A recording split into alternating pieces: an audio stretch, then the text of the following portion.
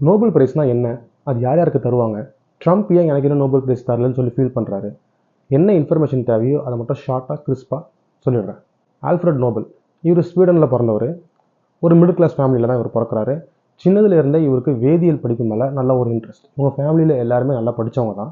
இவரும் ஓரளவுக்கு வளர்ந்ததுக்கப்புறம் சின்ன சின்ன கண்டுபிடிப்பாக கண்டுபிடிச்சி 355 கண்டுபிடிப்புகள் கண்டுபிடிக்கிறாரு. அதில் முக்கியமாக 2 விஷயம் பண்ணுறாரு. நைட்ரோகிளிசரின் அப்படின்றத இவர் கண்டுபிடிக்கல நைட்ரோகிளிசரினை, பட் அதை சிறந்த முறையில் ஸ்டெபிலைஸ் பண்ணுற மெத்தடை கண்டுபிடிக்கிறாரு. அது ஒரு எக்ஸ்ப்ளோசிவ், மிலிட்ரியில் யூஸ் பண்ணக்கூடிய எக்ஸ்ப்ளோசிவ். ப்ளஸ் இப்போது இந்த மலைகளை வெடிக்க செய்கிறாங்க இல்லையா, மைனிங்க்கு பவர்ஃபுல்லானது.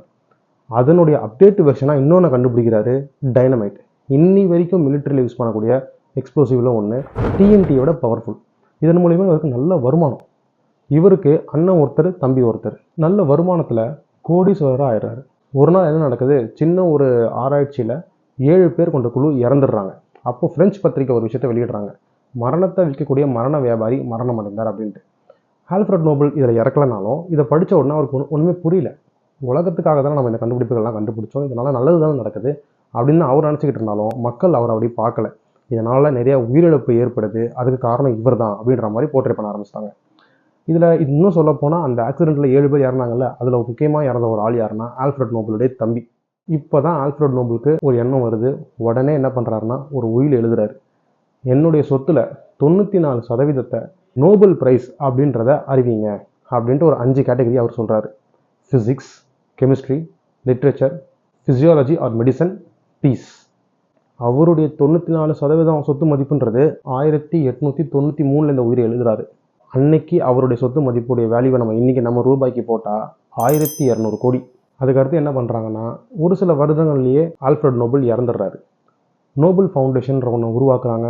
அதன் மூலயமா உலகத்தில் இந்த 5 கேட்டகரியில் வரவங்களுக்கு நோபல் பிரைஸ் கொடுத்துக்கிட்டு இருக்காங்க. 1968, அதாவது அவர் இறந்து கிட்டத்தட்ட ஒரு 80 வருஷத்துக்கு மேலே, கிட்டத்தட்ட 90 வருஷம் கிட்ட வந்ததுக்கப்புறம் 6ஆவதாக ஒரு கேட்டகரி ஆட் பண்ணுறாங்க, எக்கனாமிக் சயின்ஸ் அப்படின்னு சொல்லிட்டு. ஸோ 6 கேட்டகரியில் இந்த நோபல் பிரைஸை வழங்குறாங்க.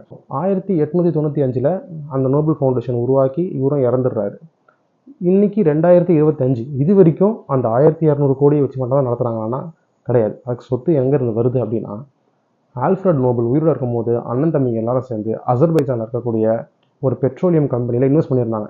இவங்களுக்குன்னு சொந்தமாக ஒரு கிணறே இருந்தது, பெட்ரோலியம் கிணறே இருந்ததுன்னு சொல்லி ஒரு சில குறிப்பும் இருக்குது. அந்த நிறுவனத்திலேருந்து வரக்கூடிய வருமானத்தில் இவருக்கு ஷேர் வந்துக்கிட்டே தான் இருந்திருக்கு. அதன் மூலியமாக தான் ரன் பண்ணாங்க. காலப்போக்கில் இது என்ன ஆயிடுச்சு அப்படின்னா, ஸ்வீடனில் நோபல் ஃபவுண்டேஷன் இன்வெஸ்ட் பண்ணக்கூடிய எதுக்குமே டேக்ஸ் கிடையாது, டேக்ஸ் ஃப்ரீ ஆக்கிட்டாங்க. அதுக்கப்புறம் யூஎஸில் என்ன பண்ணாங்க அப்படின்னா, நோபல் ஃபவுண்டேஷன் எதில் யூஎஸில் இன்வெஸ்ட் பண்ணாலும் இன்வெஸ்ட்மெண்ட் டேக்ஸ் மட்டும் கிடையாதுன்னு சொல்லிட்டாங்க. ஸோ இவங்க இன்வெஸ்ட்மெண்ட்டும் பண்ண ஆரம்பித்தாங்க, அந்த ஷேரும் வர ஆரம்பிச்சது, இவர் விட்ட சொத்தும் இருந்தது. இதெல்லாம் சேர்த்து இவங்க இந்த ஃபவுண்டேஷனை நல்லபடியாக நடத்திக்கிட்டு தான் இருக்கிறாங்க. இன்றைக்கி இதோட வேல்யூ 4908 கோடி, கிட்டத்தட்ட 5000 கோடி. இந்த நோபல் ப்ரைஸ் அப்படின்றது 185 கிராம்ஸ் தரக்கூடிய ஒரு மெடல். 18 கேரட் கோல்டில் பண்ணுறாங்க, 24 கேரட் முலாம் பூசுகிறாங்க. இன்றைக்கி தேதிக்கு எப்படி பார்த்தாலும் 15 லட்சத்துலேருந்து 17 லட்சம் வரைக்கும் விற்றுடலாம். இப்போ இந்த ட்ரம்ப் கேட்குறாரு இல்லையா, எனக்கே நோபல் பிரைஸ் தரலன்றதை, இவர் கேட்குறது உலக அமைதியை நிலைநாட்டணுன்றதுக்காக. அந்த பீஸ்னு ஒரு கேட்டகரி இருக்கு இல்லையா, அதுக்காக. முதல்ல நோபல் பிரைஸ் வாங்கினது யாருன்னா வில்ஹம் ராக்டன் அப்படின்றவர். எக்ஸ்ரே கண்டுபிடிச்சதுக்காக அவருக்கு நோபல் பிரைஸ் கொடுத்தாங்க. வருஷம் இந்த நோபல் பிரைஸ் கொடுத்துட்டு தான் இருப்பாங்க. டிசம்பர் 10 கொடுப்பாங்க. ஆல்ஃப்ரட் நோபல் இறந்த நாள் அது. அவரோட டெத் ஆனிவர்சரியை நினைவு கூட்டுற விதமாக அன்னைக்கு நோபல் பிரைஸ் அறிவிப்பாங்க. இந்த இன்ஃபர்மேஷன் பிடிச்சிருந்துச்சுன்னா சப்ஸ்கிரைப் பண்ணுங்கள். நீங்கள் பண்ணக்கூடிய அந்த சப்ஸ்கிரைப் அப்படின்றது தான் எனக்கு இருக்கக்கூடிய மோட்டிவேஷன்.